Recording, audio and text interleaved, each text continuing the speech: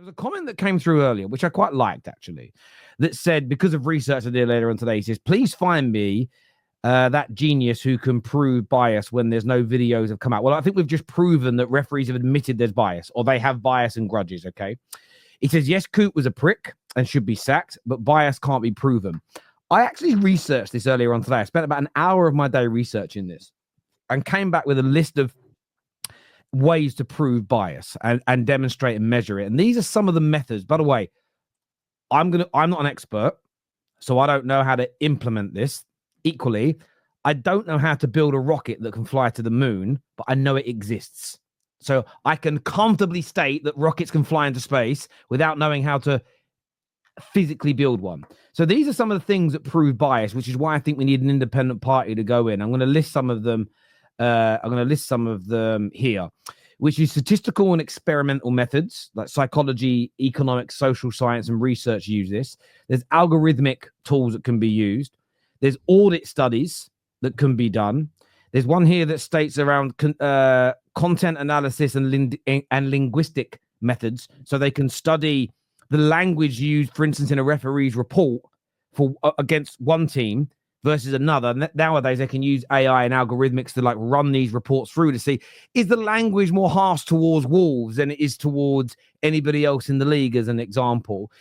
Of course, in case law and legal studies, they're able to prove bias on many occasions. And there are also things that exist, and there's something called implicit bias testing that can be done. And this measures bias in individuals that are not consciously endorsed. There are multiple methods that are currently used in many other industries around the world that I believe the Premier League, the FA, I think football at large, should be instilling into referees.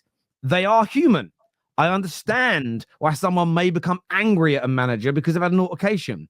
But it's absolutely incumbent on the authorities to ensure, as best they can, bias is reduced to an absolute minimum. But what we see, and this is what's getting ignored, and it's so frustrating, is that it is a closed shop. Howard Webb has come out today and said he had no idea about this video. There are big, strong media reports to state that this was common knowledge 3 years ago. Now, he wasn't running it 3 years ago, so he might have a get out here.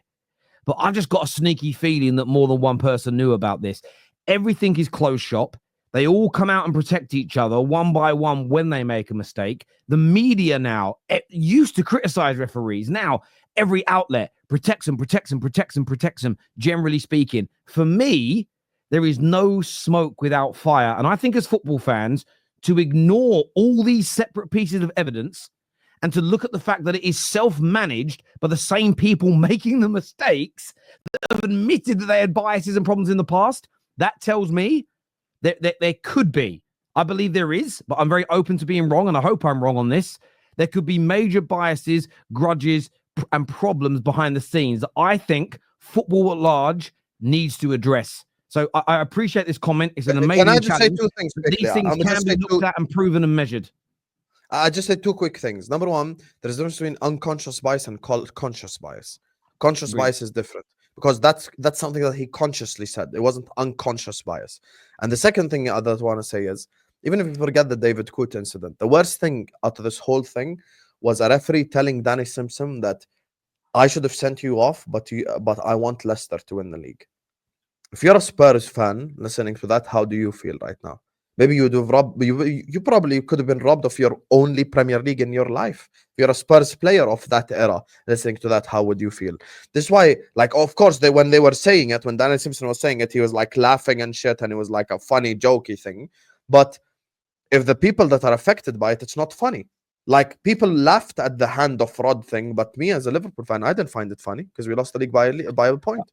I agree. This here says, if you're being cussed out all the time by a manager when they are paid to be professional and have sportsmanship, I wouldn't be surprised. Well, but the thing is, you can just act in that moment and send them off and punish them. What you don't need to do is cheat in the next game to get them back, because that's two wrongs don't make a right. If somebody swears at a ref, show them a red card. And then in these reports say, I was called a cheat. And that's against the rules. So therefore, I sent him off. I'm not a cheat. You're not going to call me that. Bang, it's done then. It's dealt with. You haven't got to become sinister and go, right, how am I going to get him back? Referees have admitted to this. Do you know what? The worst one is fans. Oh, the fans sung a horrible song about me. Do you know what I'm going to do? The next chance I get, I'm going to make them lose a game. If that's going through a referee's head, and do you know what my friend Scholes here? Maybe you're like me. I couldn't be a referee. I don't know if I could be impartial enough. But if you can't be impartial, you shouldn't be a referee. There's certain jobs in this world, and this is the problem when people always try to look at it through their own lens. You have to step outside your own world and your own shoes and your own subjectivity and feelings. If you can't be impartial, fair enough. Then I would expect you to not have a job where you have to be impartial. Can you imagine, like a teacher? We get this a lot in England, where teachers they're not impartial. They have a specific political stance, or they view certain people in a particular way. I don't want that person teaching my kids. What are they going to be teaching them? They're going to be teaching them their biases. They're going to be teaching them that this group's better than that group, or these types of people are better than that type. Or I hate this. No, your job is to teach the facts and the facts of the matter, and you allow do you know what I mean? Rather than like indoctrinating people. So there are so many jobs in this world that if you cannot be impartial, you shouldn't be in that position. Let's go to some of the super And Skalex is completely missing the point. Once again, the manager can't affect the ref's life. The ref can affect the manager's life because he can affect the outcome of the game. A manager insulting a referee is not going to affect the referee's life. It's going to go home and life moves on. Yeah, go ahead. But all I'm hearing, to be honest, is you made two sides here of war: fans and clubs versus referees. And my problem with that, if that happens, right? If that happens, this is the end of the integrity of the game. Me and Osam were talking about this yesterday. I didn't say a word because I was listening to you two. Me and Osam spoke about this. And David yesterday on my show said something about there is bias everywhere. And Osam explained the conscious and unconscious bias. If there is conscious bias, as you say, Terry, and it's repetitive, that means this whole league and all the titles actually are in question. Every single title, every single relegation, every single team that finished in the Champions League is in question. Every single one since we started having bias. I have a big problem with this because now the Premier League means nothing because every title that City won means nothing. Every title that Man United, because there's a lot of Liverpool fans, let me finish this, because a lot of Liverpool fans said that there was a conscious bias against their club and Arsenal fans in favor of Alex Ferguson. I don't believe that. I believe it is what Hussam says, the dominant team here and there, like the team that is on the top.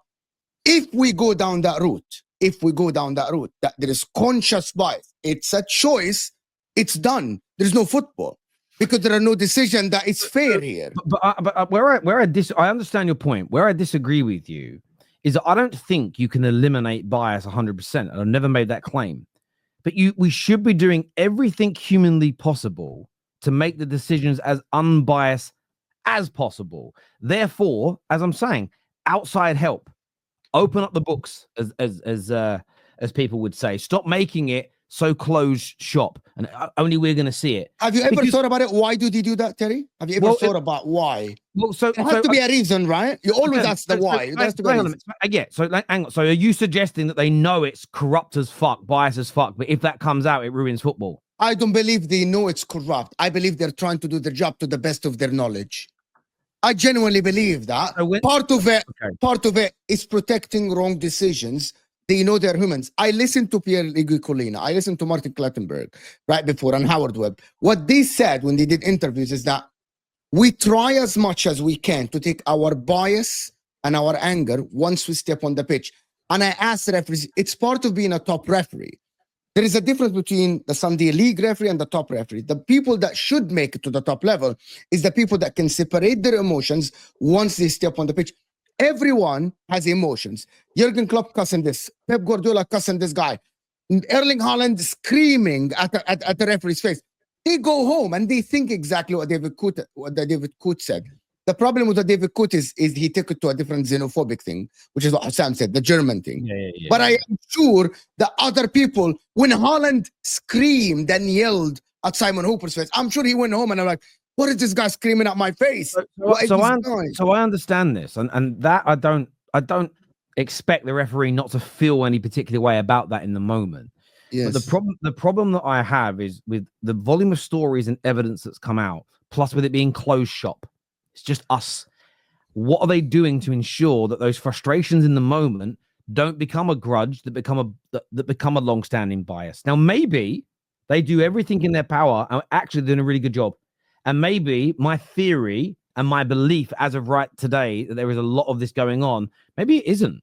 And I am open to that being the truth. However, like in every single history that's ever that had regulators in it, I think third parties need to be able to come in, assess what's being said, assess the kind of reviews they do, look at the anecdotal evidence, look at what they're writing down, listen to the interviews they're giving, interview the referees, almost on a maybe not on a psychological level, because that may be a little bit deep, but within like reading some of the methods they use to test that bias, just to test their language, see how they're feeling. Maybe it's a case of not even relegating them to the championship because they're bad. Maybe it's a case of we've got to take you out the firing line for a while because you're getting so much stick. It's actually, when we interviewed you 3 months ago, the language you were using, your body language, even the way you came across was different to now. We're worried that's going to impact your decisions, which could lead to more of a pile on.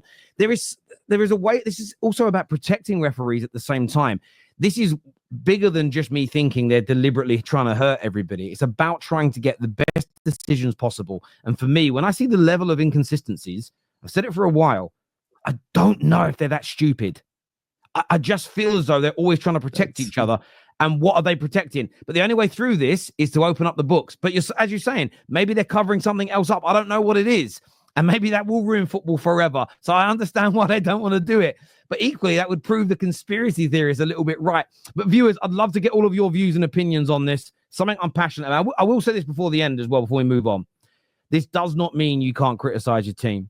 This does not mean you should let your manager off the hook. This does not mean you shouldn't criticize Alejandro Garnacho for missing 2 or 3 great chances just because West Ham got a penalty that they didn't. I think we are grown up and smart enough as football fans. We shouldn't be belittled by the media. We really shouldn't be belittled by the media into thinking that we can only handle one subject at a time. No, we can have multi-layered conversations, compartmentalize elements of it, criticize the team, criticize the manager, criticize the board, criticize the referees. You can have 4 separate conversations about a game and a club situation and make multiple points that are true in all these cases. It doesn't just need to be, stop, I don't want any excuses, I just want my manager sacked, or no blame to my team, it's all on the managers, because I think both of those polarized examples are somewhat wrong, and I think we all know that we can have these deeper conversations. Okay, can I just say one thing? Mo watches the Italian league. Today morning, Goal Italia. Mariani punished after Inter Napoli. He will referee in Serie B after the penalty. Dumfries on Anguissa. Yeah, but that happens in the 1 second. The problem is in the Premier League, it doesn't happen as much as it needs to happen. Simon Hooper literally refereed Manchester City against Spurs 2 weeks after the Liverpool Spurs incident. Yeah. There's so many things that are wrong with it. This super chat here says people are afraid to call it corrupt as they don't want it to be a conspiracy theorist label. You hold a position of power and use bias to make decisions. It's corrupt. The only conspiracy theory I disagree with is that it's solely aimed at one club. I have someone said to me earlier, Terry, if you're saying that there's bias, then maybe that's why you won 13 league titles.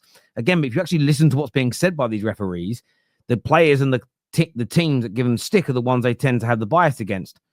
Now, correct me if I'm wrong, in Fergie's heyday, Man United's players were not particularly nice to referees, nor was our crowd. In fact, our crowd has sung a song for 25 years saying Fergie's right, the refs are shite. So if you're going to actually listen to what the refs are saying, the idea that it's made Man United win more, I mean, it's almost debunked in itself. If you believe what they're saying is true, the referees, you can't then use it. We've got to get out of this habit of trying to blame one club. And someone here says we all want to make it about City. I've definitely defended City on this show. As a doctor, I've heard consultants say far worse stuff than Coote said about patience, as if we don't know Klopp can't be insufferable when Liverpool lose. Individual bias maybe, but conspiracy, laughing my ass off. Let me ask you this question. Jill is a Chelsea fan that's letting tribalism get into the way. Let me ask my question, though. It's a more important question. There are massive reports in the West of certain denominations of people being treated far worse in hospitals than others. So you're saying that you've heard consultants say far worse things about patients.